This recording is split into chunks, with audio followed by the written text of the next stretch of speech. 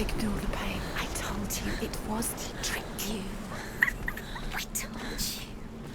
Where are you going? See? There's nothing to follow. Come on.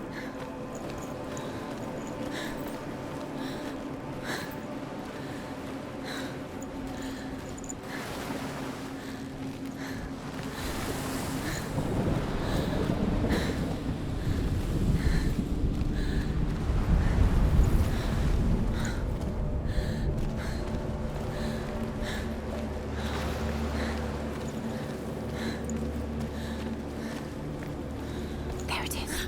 Your imaginings. It's dead. Go towards it. Quick, go, run. Come on, Before he disappears. Go, go, go. Ow.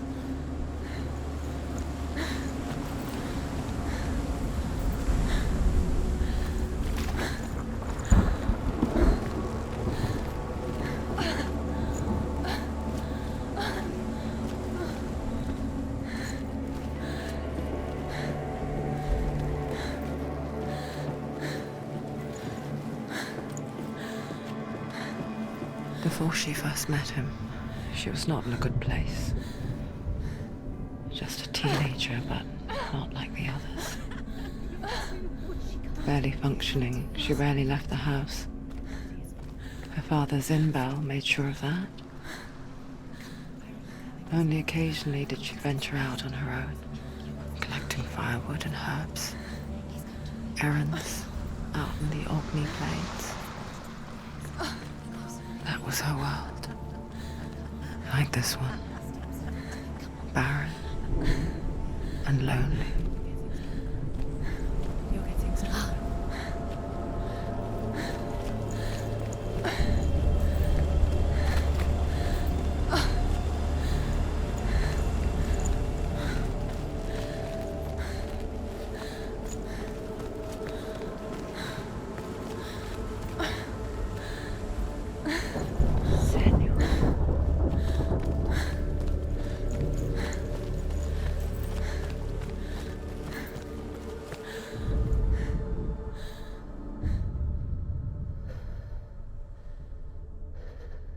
Senua, there will be times that you will feel alone and exhausted, like a strange little fish swimming against the tides of the big ocean.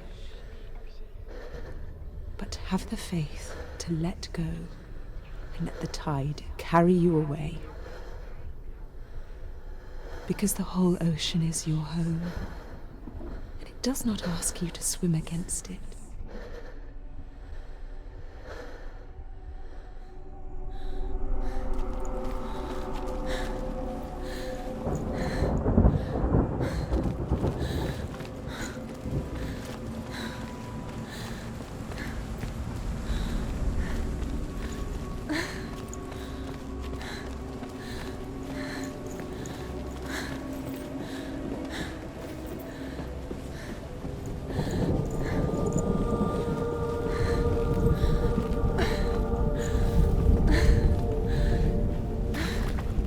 There he was, the lone figure of a boy. Swordplay under the shade of a tree. She remembers the first time she saw him.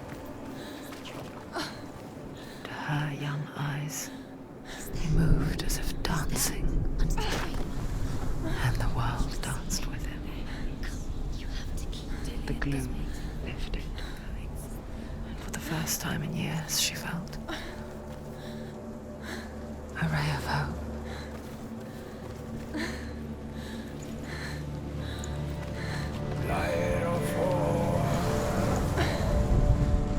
As Sigmund and Sinfjotli are being buried alive, Sigmund's sister throws an armful of straw into the grave mound.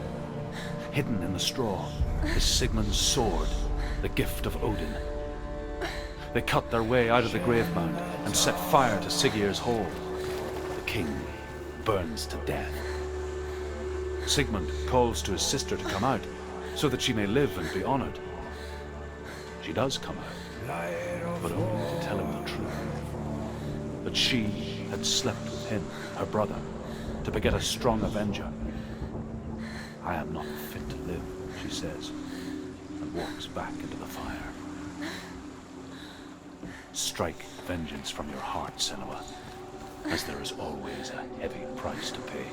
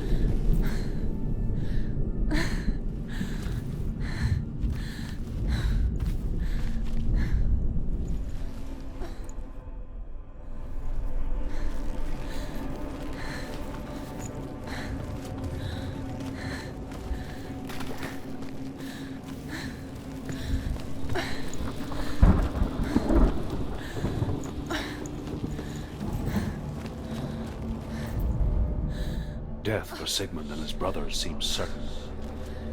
But the king's wife is Sigmund's sister, and she begs for mercy and implores the king to chain them up instead. He agrees. Not for mercy, though, but because he plans an even more cruel and lingering death.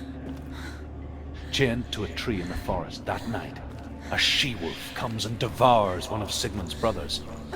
She returns, ravenous, night after night, until only Sigmund is left. The next day, Sigmund's sister sends a servant with honey to smear on Sigmund's face. But to what end? Well, that night, when the she-wolf appears again, you'll never guess what happens.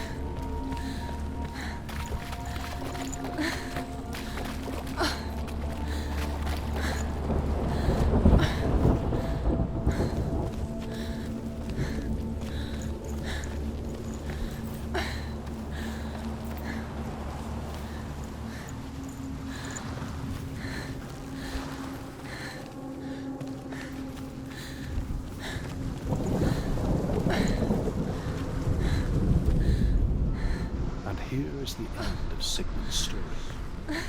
He was a fierce, great warrior who fought many battles. One day, an old man came onto the battlefield. Although shadowed by a hood, Sigmund saw that he only had one eye. The man raised his spear, and Sigmund struck at it with his sword, but the sword shattered into pieces. Sigmund then knew that this was Odin, and thus that victory could not be his. He bowed his head and accepted his end.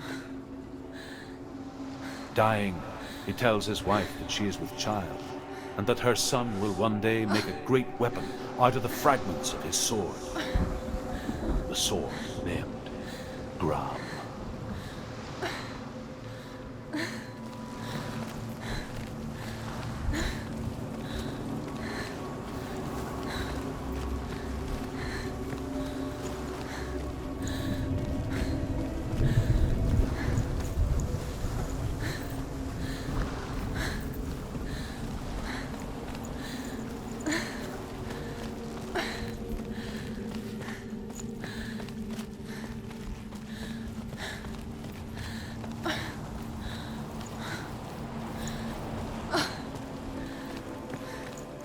Day after day, watching from afar, she mimicked him, perfecting her own secret dance, wishing those fleeting moments of light would stretch out to last forever. The Northmen tell of a great hero. His name is Sigmund, His father's hall was built around a great tree, and one day, Odin comes and thrusts a sword into the tree, a gift to whomever can release it. Many try, but the sword only comes out at Sigmund's touch.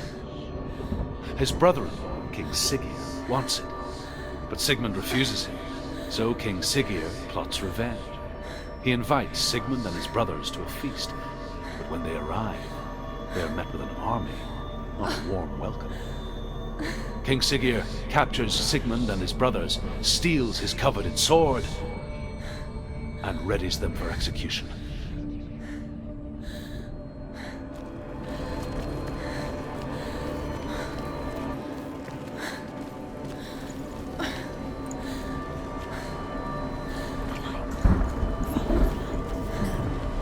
It's not. It's an illusion. It's not real. Different. You want to believe it's real, but it's a trick. You're deluded. Where are you going? Where is she going? What is she following? You can't even fight. It's just deception. How does he so effortlessly court the world and bliss? If only she could do the same. See the world through eyes anew and dance with it, just like he does.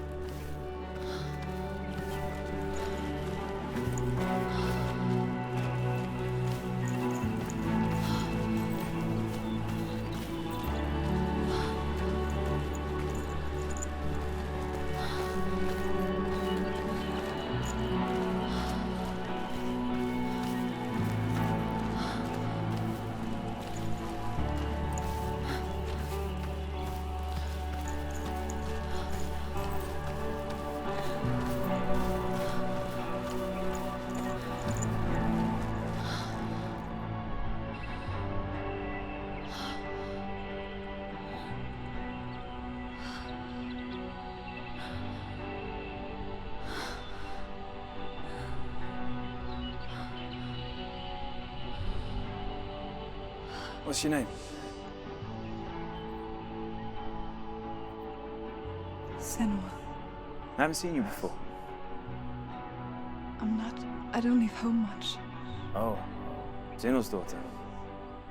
I have to go. Wait. Who taught you to fight like that? No one. No one. Well, I watched you, and You learnt all of that from watching me? You should become a warrior, you know. me? I'm Dillian.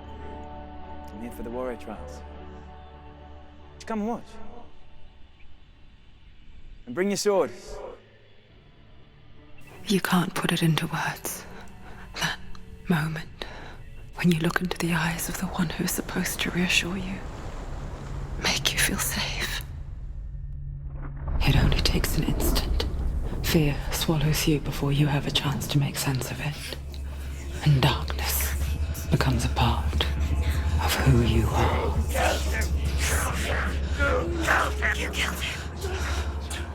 Let her world change the day the Northmen took him from her. Senua knows that there's no going back to how things were.